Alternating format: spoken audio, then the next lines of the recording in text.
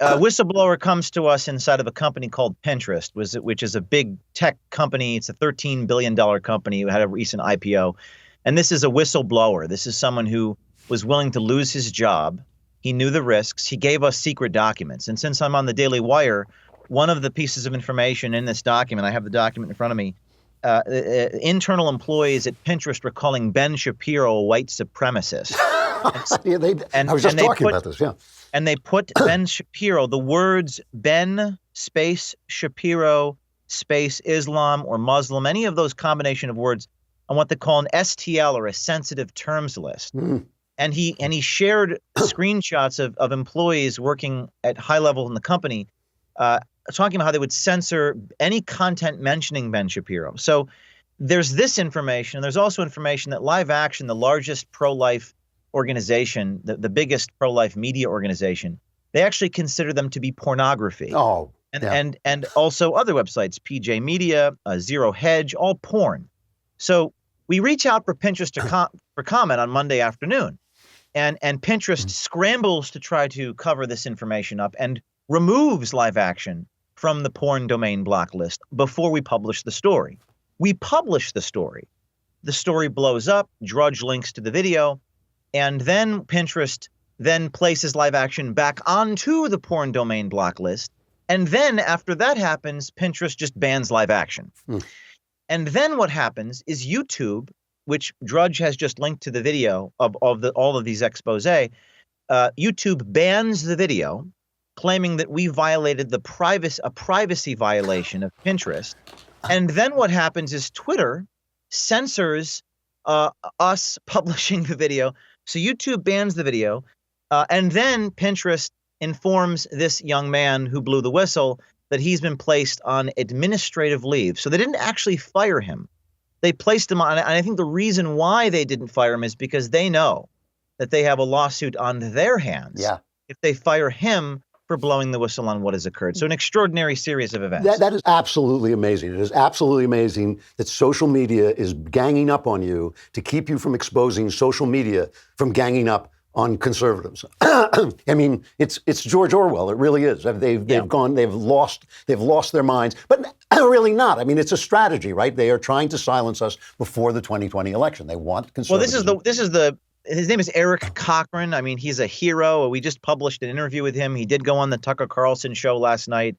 And what's extraordinary, you listen to this guy, Eric, is he says, I don't care about, he was making hundreds of thousands of dollars a year working, and I gave it all up because he wants to draw out a dozen people like him to do what he did. And if you listen to Eric talk, Eric says, this is the watershed moment. He says, this is the moment. He says, it's all happening. I've been doing this for 10 years. I've never had YouTube take down one of my videos. And I covertly film people. I leak documents. That's what investigative journalists do. But now what's happening is that the tech companies are putting down the gauntlet and saying, no, this is a bridge too far. You're throwing the stone in Goliath's eye, and it's hurting us too greatly. And they would never do this to the New York Times. They would never do this to the Washington. Those guys publish secret documents all the time. Right. They publish secret documents into state secrets. They publish, I don't know, the documents on you and I. But that's not what this is about. This is about putting the line in the sand. And this young man has made the extraordinary decision to give it all up, to basically ruin his career for a cause greater than himself. And I think that what's going to happen next is there's going to be a dozen people like him to blow the whistle. And I don't think big tech is going to be able to stop them all. Well, this is the thing. I mean, first of all, just to unpack it just a little bit, what you exposed was they were putting, Ben Shapiro, but also Lila Rose and her fight against abortion. They put her as a porn site. I mean, that's an amazing thing. So porn site legitimately banned from Pinterest, and they put her on a porn site. You expose that, and they shut you down. I mean, this is an amazing. So truth is stranger than fiction. If you wrote, you're from Hollywood. If you wrote a screenplay about the executive producer would throw it in the trash because that's too ridiculous. That's too cliche. No, I know this sounds crazy, but it's all happening. Yeah. This is the moment in time. I'm not exaggerating. Right. Pinterest put pressure on Google. Pinterest put pressure on YouTube corporate and said, This is too true. And then just like from that movie, The Insider, that's a metaphor for what's happening because this guy's an insider. When Al Pacino says, the more true it gets, the worse it gets. He sits, he talks. He courageously blows the whistle. We publish the information in a responsible way. I'm not an opinion guy. I'm not a pundit. Right. I just published facts that the public had a right to know.